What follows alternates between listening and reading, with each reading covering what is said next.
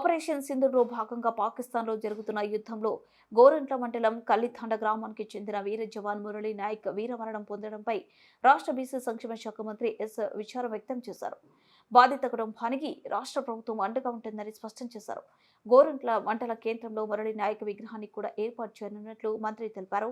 పాకిస్తాన్తో జరుగుతున్న యుద్ధంలో గోరంట్ల మండలం కల్లితాండ గ్రామానికి చెందిన వీర జవాన్ మురళీ నాయక్ వీరమరణం పొందారు. విషయం తెలుసుకున్న వెంటనే కల్లితండ గ్రామానికి వెళ్లి మురళీ నాయక్ తల్లిదండ్రులను మంత్రి శుక్రవారం పరామర్శించారు. కన్నీరు మున్నీరుగా వెలిపిస్తున్న మురళీ నాయక్ తల్లిదండ్రులు శ్రీరాములు నాయక్ జ్యోతిబాయిని చూసి మంత్రి భావోద్వేగానికి గురై కంటితడి పెట్టారు. తేరుకున్నాక మురళీ నాయక్ తల్లిదండ్రులను ఓదార్చారు. ప్రభుత్వంతో పాటు దేశమంతా అండగా ఉంటుందని భరోసా ఇచ్చారు. అనంతరం నిర్వహించిన విలేకరుల సమావేశంలో మంత్రి సవిత మాట్లాడారు.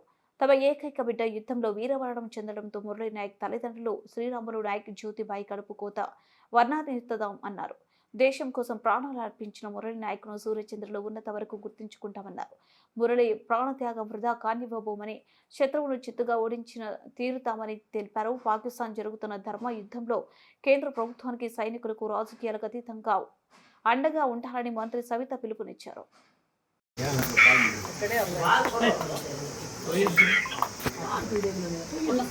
ముఖ్యమంత్రి గారు మాట్లాడతారు. హలో సార్, నమస్కారం సార్.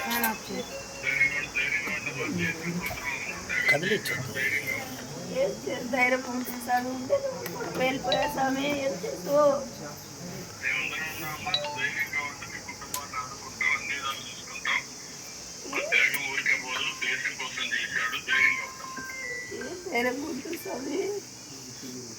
సార్ చెప్పాను సార్, అన్ని విధాలుగా ఉంటామని చెప్పాను సార్. వాళ్ళ ఫాదర్ మాట్లాడారు. వాళ్ళ ఫాదర్ సార్ నమస్తే సార్. నమస్తే, థ్యాంక్స్ సార్. మీకు కాల్ చేసి సార్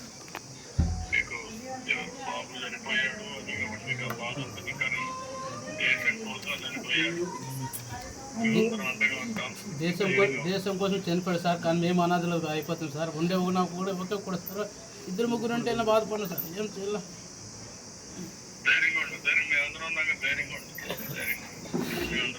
సరే సార్, సరే సరే.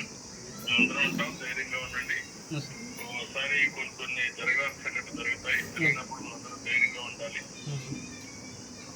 దేవుడు మీతో ఉంటాడు. ధైర్యంగా ఉండి మేము అందరం మీతో ఉంటాం. సరే, మీరేం అన్యాయ పడుతుంది. ధైర్యంగా ఉండాలి. సరే. మీ త్యాగాలు